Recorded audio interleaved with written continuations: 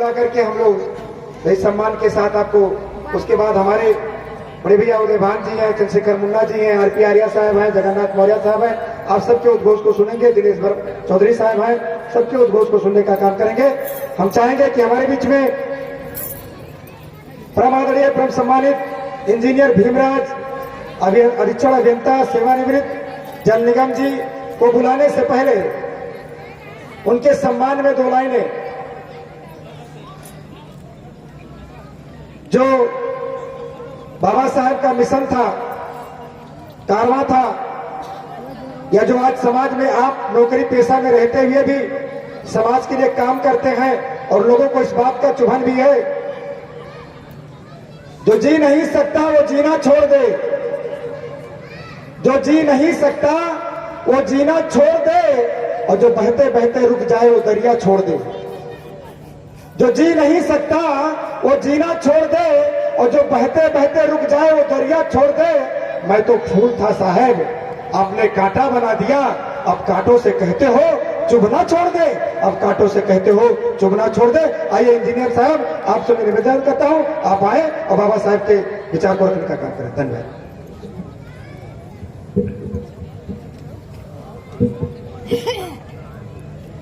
सर्वप्रथम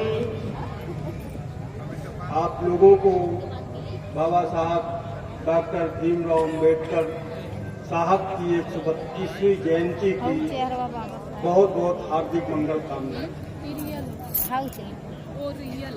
परम पूज्य बाबा साहब डॉक्टर अम्बेडकर, तथागत भगवान बुद्ध एवं मंच पे आसीन भिक्षु संघ और इस सभा में आज के मुख्य अतिथि डॉक्टर नंदा साहब, विशिष्ट अतिथि पंकज सिंह, परम आदरणीय परम सम्मानित डीके आनंद साहब, जो पहले दलित पैंथर चलाते थे, आज भी पदम के अध्यक्ष हैं। इस उम्र में भी इनका एक जज्बा है कि जहां हम लोग अनुरोध कर लेते हैं चले जाते हैं समाज के लिए। Doctor Shashi Kumar, doctor S P. Bharati ji, Uday Bhan भाई साहब, अनिल कुमार गौतम साहब कार्यक्रम की अध्यक्षता कर रहे आरडी आजाद साहब, हमारे परम सम्मानित संचालक बुद्धि प्रकाश एडवोकेट जी, सुभाष चंद्र जी, तिलक राम गौतम जी, सरोज बौद्ध जी, डॉक्टर राम कुमार साहब, डॉक्टर राम लौट साहब, यहाँ पर उपस्थित मेरी बहनें और बेटियां, उपस्थित मेरे मित्रों और मेरे भाइयों, आज इस बस्ती जनपद में मड़वा नगर में आप लोगों ने जो बाबा साहब की जयंती का आयोजन किया है, इससे लगता है कि आप लोगों की रगों में गर्म खून दौड़ रहा है और बाबा साहब को नमन करने के लिए आप लोग उतावले रहते हैं। बहुत अच्छा लग रहा है। मैं लखनऊ से आया हूं, मैंने भी, मुझे कहा गया तो मुझे भी अच्छा लगा कि लोगों ने मुझे बुलाया है।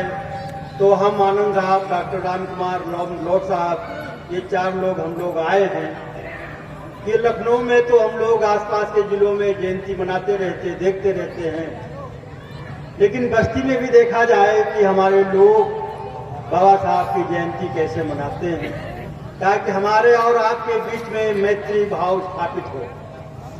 पिछले साल, 1 साल पहले भी डॉक्टर अम्बेडकर छात्रावास में मैं आया था। अच्छा लगता है कि हमारे लोग आपसी मैत्री भाव को बढ़ाते रहते हैं और अपने संत और गुरुओं के आदर्शों पर चलने की वो लोग प्रेरणा लेते रहते हैं।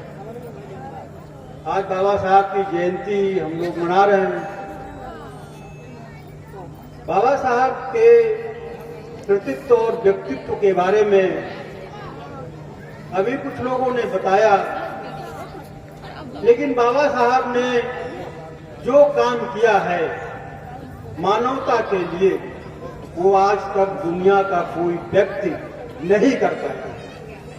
हम ऐसे पूर्वजों की संतानें हैं कि जिनका विश्व में बहुत बड़ा नाम है। वो बात अलग है कि बाबा साहब ने इस देश का संविधान बनाया जो दुनिया की कोई ताकत नहीं बना सकती थी, लेकिन हमारे देश में वो सम्मान उनको नहीं मिला जो उन्हें मिलना चाहिए। अन्य देश के चाहे राष्ट्रपति हो, चाहे बस शासनाध्यक्ष हो, जैसे बराक ओबामा ने कहा मेरे यहाँ होते तो मैं सूर्य कहता, ऐसे ट्रंप ने कहा कि मैं बाबा साहब की फोटो को सीने से चिपका के रखता हूं। पुतिन अपने ऑफिस में बाबा साहब का फोटो लगाए। बाबा साहब जब संघर्ष कर रहे थे उस समय दुनिया के कई देशों ने उनको डी.लिट की उपाधि दी, लेकिन भारत में उनको किसी ने डी.लिट की उपाधि नहीं दी। सिर्फ उस्मानिया विश्वविद्यालय जो हैदराबाद में था उसने बाबा साहब को डी.लिट की उपाधि दी। वर्तमान में आप लोग देखते हैं कि अच्छे खासे लोगों जो नहीं भी जानते हैं उनको लोग डी.लिट की उपाधि दे देते। ये बाबा साहब का जो विद्वता थी, लेकिन इसके बावजूद भी बाबा साहब को कोई कष्ट नहीं हुआ। वो उगते हुए सूरज की तरह सदैव चमकते रहे और चमकते चमकते ही इस दुनिया से गए। आज बाबा साहब के आदर्शों पे चलने की बात होती है। बाबा साहब शिक्षा पे सबसे ज्यादा जोर देते थे। वो चाहते थे कि शिक्षा हमारे देश के प्रत्येक नागरिक को मिल जाए और वो शिक्षा इस समाज के अंतिम पायदान के अंतिम व्यक्ति तक पहुंच जाए ताकि लोग शिक्षित हो जाए। और जो आदमी शिक्षित हो जाता है, जो बच्चा शिक्षित हो जाता है, जिसके परिवार को शिक्षित हो जाता है, उस परिवार को कभी कोई आगे बढ़ने से रोक नहीं सकता है। ये बाबा साहब की शिक्षा के बारे में सीख। वो कहते थे जो शिक्षा ग्रहण करेगा वही दहाड़ेगा, वही लोगों की बात का जवाब देगा, वही इस देश को आगे चलाने की बात सोचेगा। तो इसलिए मेरा आप लोगों से अनुरोध है, यहाँ मेरी जो बहनें बैठी हुई हैं, मैं उनसे आग्रह अनुरोध करता हूँ कि वो सवेरे अपने बच्चे को 5 बजे उठ के जगाया करें। सवेरे 5-6 बजे अपने बच्चे को उठ के जगाया करें और उस बच्चे को पढ़ने के लिए तैयार किया करें। देखिएगा आपके घर की हालत 10-12 साल में ही बदलने वाली होगी। ये बाबा साहब की शिक्षा का जो प्रभाव है वो आपके घर में होगा। मित्रों, आप आधा रोटी कम खाइए, लेकिन अपने बच्चों को, अपने परिवार को शिक्षा अवश्य दिलाइए, जो कि शिक्षा ही है जिसकी वजह से हम आप यहाँ खड़े हैं, आप बैठे हैं, आप लोग बैठे हैं। तो इसलिए बाबा साहब शिक्षा को कितना महत्व देते थे, पढ़ने लिखने को कितना महत्व देते थे, मैं आपको बता दूं। इस प्रदेश में सरोजिनी नायडू 48 में राज्यपाल हुआ करती थी। 25 अप्रैल को 48 को बाबा साहब लखनऊ आए थे। जब पहले कोई मंत्री चलता था तो एक सैलून से चलता था, ट्रेन का एक डिब्बा उसके लिए रिजर्व होता था। बाबा साहब लखनऊ आए थे, उस सैलून से आए थे, उस सैलून से आए थे और उस सैलून में रुके थे तो कोकिलाबेन जो राज्यपाल थी 4 बार पहुंची। उन्होंने बाबा साहब से कहा कि बाबा साहब चलिए राजभवन, मेरे राजभवन में आप रुकिए, वहीं विश्राम करिएगा, रात का भोजन वहीं करिएगा। तो बाबा साहब ने कहा कि बहन, मेरे सैलून में मेरी किताबें मेरे साथ हैं, जो मेरी दोस्त, और उनका आधा डिब्बा जब चलते थे तो अपनी किताबें लदवा लेते थे। आधा डब्बा उनका किताबों से भरा हुआ था और वो रात भर तो पढ़ते रहते थे। उन्होंने पढ़ने लिखने की एक विशेष लिपि खोज रखी थी और उसी किताब के अंतिम पन्ने में अपनी उसी लिपि से लिख लेते थे। तो सरोजिनी नायडू ने किताबें देखी तो उन्होंने पूछा कि बाबा साहब ये क्या है? कहने ये मेरी खोजी हुई लिपि है, मैं इसे केवल पढ़ सकता हूँ। तो बाबा साहब 4 बाग में उसी डिब्बे में, उसी सैलून में उन्होंने रात गुजारी, लेकिन वो राजभवन रुकने नहीं गए। फिर उन्होंने कहा कि चलिए ना चलिए, कल दोपहर का भोजन मेरे साथ कर लीजिए। तो बाबा साहब ने दोपहर का भोजन लखनऊ राजभवन में किया। तो ये सब त्याग, ऐसा महान त्याग कौन करेगा? कौन विलासिता का जीवन व्यतीत नहीं करना चाहता है? लेकिन बाबा साहब ने आपके लिए और हमारे लिए उन्होंने ये जीवन त्यागा और हमारे आपकी दशा सुधारने के लिए उन्होंने पूरा जीवन लगाया। उन्होंने श्रम सदस्य के रूप में जो ये मजदूर काम करते थे, उनकी असीमित उनसे काम लिया जाता था। तो उसका बाबा साहब ने श्रम सदस्य जब बने, वो श्रम सदस्य उस समय अंग्रेजों की सरकार में, अंतरिम सरकार में एक मंत्री के रूप में होता था। उन्होंने काम के घंटे तय कराए और वो मजदूर 8 घंटे काम करने लगा। पहले जो महिलाएं काम करती थी, उन महिलाओं को श्रम जहां करते थे उस स्थल पर उनके लिए कोई सुविधा नहीं थी। तो जो महिलाएं गर्भवती होती थी, उनको प्रसूता का, उनको जो वो महीने की छुट्टी मिलती थी, वो डॉक्टर अम्बेडकर ने कराया। सिर्फ एक समाज के लिए नहीं कराया, उन्होंने पूरे समाज के लिए कराया। वैसे उस समय वो महिलाएं हमारे यहाँ तो श्रमिक थी, लेकिन नौकरी करने वाली महिलाएं दूसरे समाज से थी, उनका भी बाबा साहब ने भला किया। बाबा साहब ने इस देश में प्रत्येक व्यक्ति, प्रत्येक वर्ग के लिए किया, लेकिन कोई माने ना माने ये बात अलग है। महिलाओं के लिए उन्होंने हिंदू कोड बिल पास कराया। जब उन्होंने बिल सदन में रखा, लोगों ने नहीं पास होने दिया, तो बाबा साहब ने इस्तीफा दे दिया। फिर वो बिल 4 भागों में, 4 टुकड़ों में पास हुआ, तब इन महिलाओं को संपत्ति में अधिकार मिला। आज महिलाओं को बाबा साहब का ऋणी होना चाहिए कि बाबा साहब की वजह से चाहे हमारे देश का प्रधानमंत्री बन गई हो महिला, चाहे राष्ट्रपति बन गई हो, उनको ऋणी होना चाहिए। आज ये सब बातें दोहराने और कहने की, याद दिलाने की जरूरत होती है, लेकिन दुख इस बात का भी है कि जो हमारा समाज आरक्षण की वजह से नौकरियों को पाया था, आज जो लोग कह रहे हैं कि आरक्षण को इस लायक में बना दूंगा, उसका रहना न रहना बेकार है, लेकिन खत्म नहीं करेंगे। जैसे हमारा कोई बुजुर्ग 80 साल का, 90 साल का हो जाए, यही होता है कि वो जीवित है और हमारे दरवाजे पे हैं, हम उनका सम्मान करते हैं, लेकिन वो कोई काम नहीं करते। उसी तरह आरक्षण के साथ हमारी सरकारें यही कर रही हैं, क्योंकि सरकारी नौकरियां, सरकारी विभाग दिन प्रतिदिन खत्म होते जा रहे हैं। अब वो सरकारें नहीं है जिन सरकारों में डॉक्टर और इंजीनियर वजीफे से बन जाते थे, उनको घर से 2, 4, 10 रुपए ही खर्च करने पड़ते थे। आज कोई क्लास 2 अफसर भी जो अपने वेतन को जोड़कर भी डोनेशन से 1 करोड़ देकर अपने बच्चे को डॉक्टर नहीं बना सकता। ये आपके साथ हो रहा है। हम लोग ये चिल्लाते रहते हैं कि हम संविधान की रक्षा करेंगे। अब आप बताइए कि संविधान की रक्षा कौन करेगा? इस देश की रक्षा कौन करेगा? इस देश की रक्षा वही करेगा जो फौज में भर्ती होगा, सीमा पे लड़ेगा। ये देश की रक्षा वही करेगा। इस संविधान की रक्षा वही करेगा जो हमारे आपके बीच, जो लोगों की सोच अच्छी होगी, मिलके वो संसद पहुंचेगा। क्योंकि जिसका प्रधानमंत्री होगा, संविधान में संशोधन वही कर सकता है।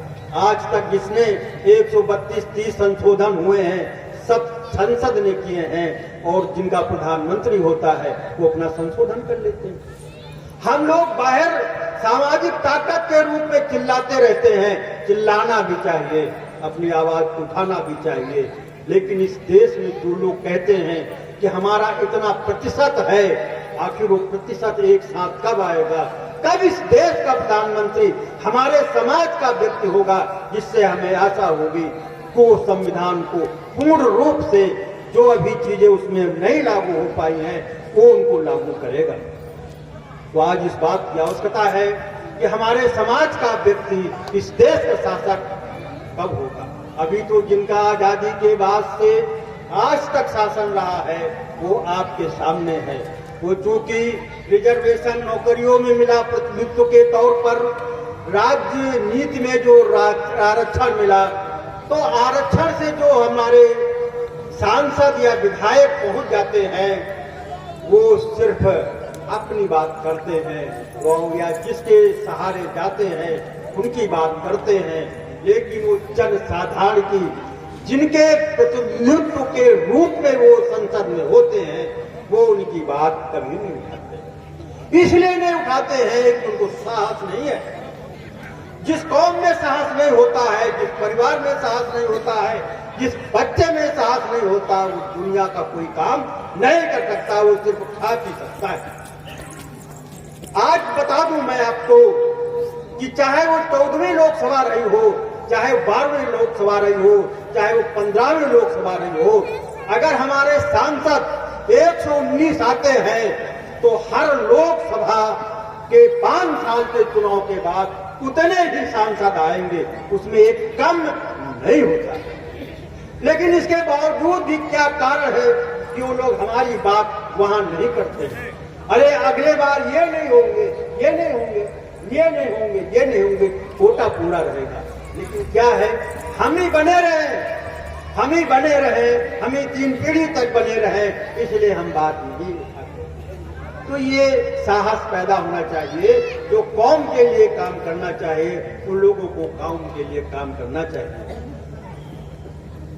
हम लोग जो समाज के लोग हैं ये कहते रहते हैं कि हमारे देश में सुप्रीम कोर्ट में मेरा जज नहीं है, हाई कोर्ट में मेरा जज नहीं है, मेरे कुलपति नहीं होते विश्वविद्यालय में। तो मित्रों, आपको समझ होना चाहिए, जो प्रधानमंत्री जिसका होगा, जिस पार्टी का होगा, वो अपने जज बनाएगा या आपको बनाएगा। तो अगर आपको अपने सुप्रीम कोर्ट और हाई कोर्ट में जज बनाने हैं, क्योंकि वहां तो रिजर्वेशन भी नहीं है, कुलपतियों में रिजर्वेशन भी नहीं है, तो आपको अपना प्रधानमंत्री पैदा करना पड़ेगा। जिस दिन आपका प्रधानमंत्री पैदा होगा उस दिन सुप्रीम कोर्ट में आपका जज होगा, हाई कोर्ट में जज आपका होगा, सारे गवर्नर आपके होंगे। क्योंकि बाबा साहब ने कहा था, सत्ता की चाबी आपके अगर हाथ में आएगी तभी आपका कल्याण होगा। तो सत्ता की चाबी जब अनुसूचित जाति के लोग, अनपिछड़े वर्ग के लोग इकट्ठे होंगे तभी ये संभव है। संविधान की सभी लोग दुहाई देते हैं, संविधान हमारे लोग कितना मानते हैं मैं आपको बताता हूं। हमारे उत्तर प्रदेश में 2 पार्टियां हैं जिनको पार्टी के अध्यक्ष को सुप्रीमो कहा जाता है, वो लगातार अध्यक्ष है। मैं किसी से विरोध नहीं करता, मैं संविधान की बात करता हूं। क्या वो लोग अपनी पार्टी में उनका जो बाईलाज है, उनकी पार्टी का जो संविधान है, क्या वो अपनी पार्टी में वो संविधान लागू कर सकते हैं? आपको सोचने की जरूरत है। उन लोगों को भी अपने पार्टी में लोकतांत्रिक ढंग से राष्ट्रीय अध्यक्ष का चुनाव करना चाहिए, ताकि लोग राष्ट्रीय अध्यक्ष बदलते रहें।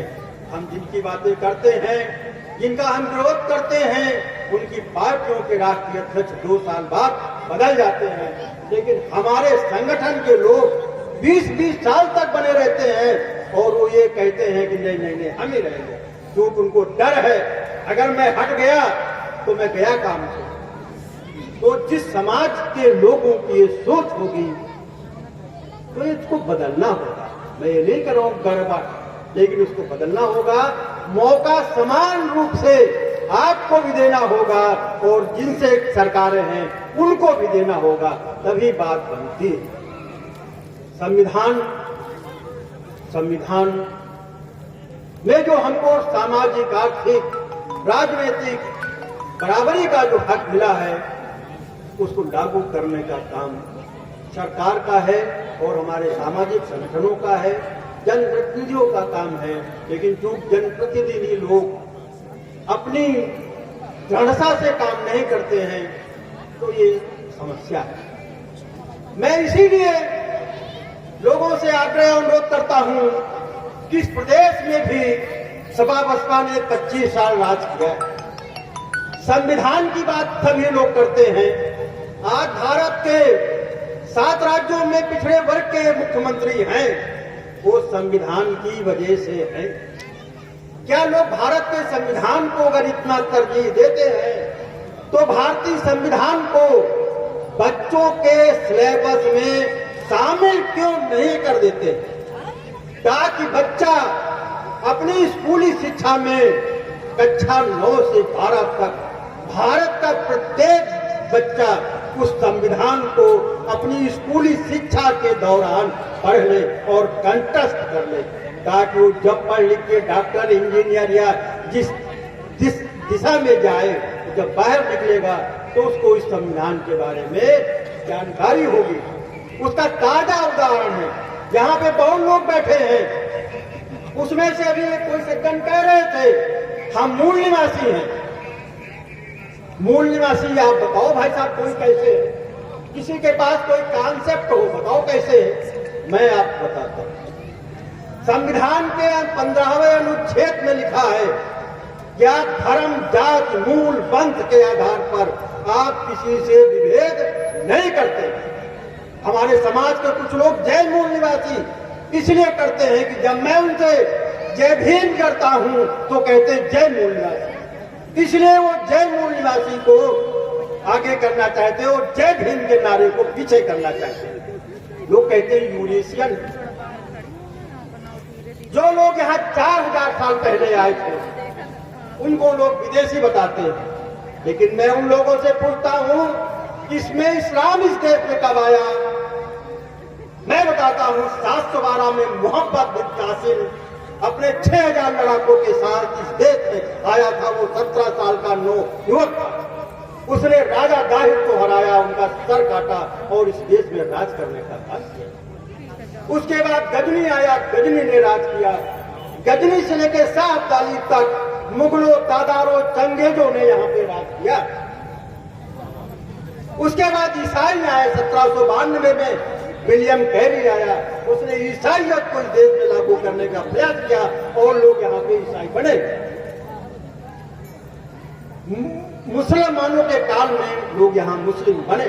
हमारे लोग बताते हैं कि जो लोग यहाँ कन्वर्टेड हैं वो हमारे मूल निवासी हैं। मैं पूछता हूं कि भारत में जो धर्म है, बौद्ध धर्म, ये भारत का धर्म है या विदेश का धर्म है?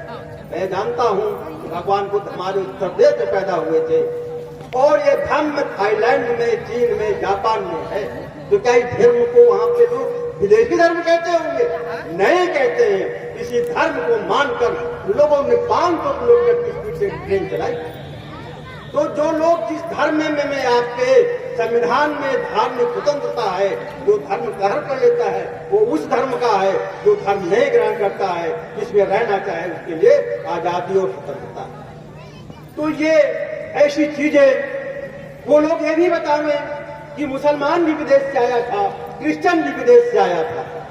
तो ये सब चीजें जो हमारे यहाँ जब संविधान लागू हो गया तो हम अनुसूचित जाति के हैं संविधान के अनुसार, भाई साहब पिछड़े वर्ग के हैं, भाई साहब अनुसूचित जाति के हैं, यहाँ तक सीमित है। मैं समझता हूँ किसी को विभेद नहीं करना चाहिए ताकि समाज एक हमारा बने और हमारा जो बहुसंख्यक समाज है एक साथ रहे, तभी इस देश में तरक्की होगी। क्योंकि बाबा साहब ने कहा था कि 56 में, कि आप सब लोग जानते हैं कि बौद्ध धर्म को ग्रहण कर लेना चाहिए। बाबा साहब ने संदेश दिया, आज इतने वर्ष हो गए, भारत में 0.7% बौद्धिस्ट है। उत्तर प्रदेश में 2,06,285 बौद्धिस्ट है, जो 2011 की जनगणना के अनुसार है। भाई इनकी जनसंख्या कौन बढ़ाएगा? आप और हम। आपको समझदार होना चाहिए, हमको समझदार होना चाहिए कि हमने जो गलती कर दी कोई बात नहीं, वापस नहीं आनी, उस पर जाना भी नहीं चाहिए मित्रों। लेकिन आने वाली जो जनगणना है आपको बौद्ध डिक्लेयर करना होगा, भगवान बुद्ध का धर्म अपनाना होगा, तभी आप बाबा साहब की जयंती मनाओगे तो मैं समझता हूँ बेहतर होगा। अदरवाइज हर साल हम लोग जयंती मनाते हैं और जयंती मना के हम भी भाषण दिए, आप भी भाषण दिए और अब किसी ने सुना, किसी ने कहा, हम लोग अपने अपने घर चले गए। लेकिन ये 365 दिन याद करने की जरूरत है मित्रों ताकि हमारे समाज का कल्याण हो। तो धम्म को अख्तियार करना है, तभी हमारी समाज को तरक्की होगी। आप जानते हैं कि जब ईद बकरीद होता है तो आप जिले में रहते हैं, लखनऊ में रहते हैं, तो लोग उनसे पूछने जाते हैं। वर्तमान परिस्थितियां क्या है उस पर मैं नहीं जानना चाहता हूँ। लोग उससे पूछने जाते हैं क्या कारण, उनको लोग सलाम करने जाते हैं, उनसे पूछते हैं भाई मुबारक हो। काश हमारे भी चार्ज और बोधिष्ट होते तो हमको उनसे न्याय नहीं मांगना पड़ता। लोग हमारे पास आते और कहते और पूछते। ये स्थिति पैदा करने की जरूरत आपको है। उन लोगों ने जो साधु संतों के माध्यम से इस समाज को बदला है, यानी इस सरकार को बदला है। आज हमारे पास भारत में लाखों की तादाद में भंते जी लोग हैं। उन भंते जी लोगों को भी एकत्र करने की जरूरत है, ताकि उन भंते जी लोगों से हम लोग समाज में अपने धम्म को कैसे बढ़ावें और कैसे सही बातों को लोगों तक पहुंचने का मौका मिले, तो ये बताने की जरूरत है। तो इन लोगों को मैं यही चाहता हूं कि हम भंते जी लोगों के माध्यम से अपने समाज को जागरूक करें, और जो भंते जी हमारे हैं हर जिले में उनका एक कार्यक्रम लगे, उनका एक काम हो, ताकि वो जो भंते जी लोग बता देंगे वो लोग गलती मान लेंगे, लेकिन मैं बताऊंगा तो लोग समझते हैं कि हो सकता है उनको ज्यादा कम पता हो। तो मेरा आप लोगों से अनुरोध है कि भंते लोगों को एकत्र करिए और उनके माध्यम से भी हम लोग क्या इसमें कर सकते हैं, इस पे भी सोचने की आवश्यकता है। आज हम लोग बाबा साहब की जयंती को मना रहे हैं। हम अपने समाज के सभी गुरुओं को, संत रविदास को, रामस्वरूप वर्मा को, ललई सिंह को, हम सभी को नमन करते हैं और उनके आदर्शों पे चलने की आवश्यकता है। मित्रों, आप लोगों ने मुझे बुलाया, आप लोगों ने मुझे प्यार दिया, सम्मान दिया, बहुत अच्छा लगा। और आप लोगों ने मेरी ध्यान से जो बात सुनी, मैं आप लोगों को साधुवाद देता हूं, लेकिन अपनी बहनों से चाहता हूं कि अंधविश्वास के चक्कर में कभी न पड़े। बाबा साहब का धर्म है, अंधविश्वास एक ना पड़े, अपने घर को आगे बढ़ावें। आप लोगों ने मेरी बात को ध्यान से सुना, किसी ने ताली बजाई कि नहीं बजाई, इसलिए मैं सभी को साधुवाद देता हूं। मैं जानता हूं कि अगर किसी के बीच में कोई ताली बजा देता है तो लोग उसकी बात ध्यान से नहीं सुनते हैं। तो क्योंकि मैं विज्ञान का विद्यार्थी हूँ, तो जब विज्ञान या मैथ पढ़ाई जाती है तो बड़े ध्यान से लोग सुनते हैं, लेकिन जब इतिहास का सब्जेक्ट होता है तो लोग बजा लेते हैं। तो आप लोगों ने मेरी बात सुनी। संचालक महोदय का भी इशारा है कि शायद मैं कुछ ज्यादा बोल गया हूँ। मैं जो आपको मेरी बातें जो ना अच्छी लगी हूँ मैं उन्हें खेद व्यक्त करता हूँ। आप सभी को मेरा सादर जय भीम नमो बुद्धाय। संचालक महोदय को और इस समिति को मैं बहुत बहुत साथ देता हूँ, और ऐसे कार्यक्रम आयोजित करें ताकि हम लोगों को आने का अवसर मिलता रहे। जय भीम, जय भारत, नमो बुद्धाय। बहुत बहुत धन्यवाद आदरणीय इंजीनियर साहब को।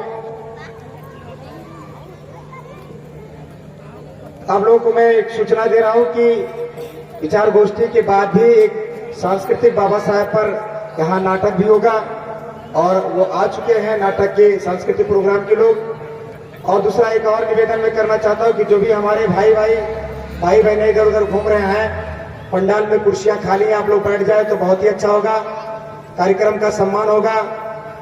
और आप सबसे मैं निवेदन करूंगा कि यहाँ भोजन का भी प्रोग्राम है आदरणीय राम साहब भैया की तरफ से।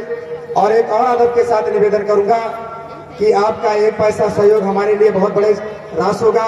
यहाँ सहयोग रास का काउंटर भी लगा है, क्योंकि ये धम्म का जो कार्य है आप सबके सहयोग से होगा। इसलिए मैं सबसे निवेदन करूंगा कि वहाँ सहयोग रास का काउंटर है, जो भी यथाशक्ति होगी वो देने का काम करिएगा।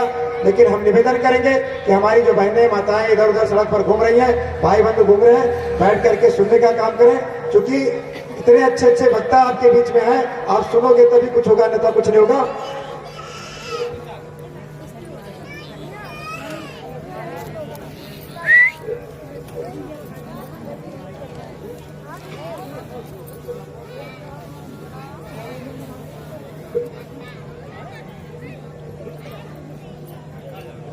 भैया ये क्या है?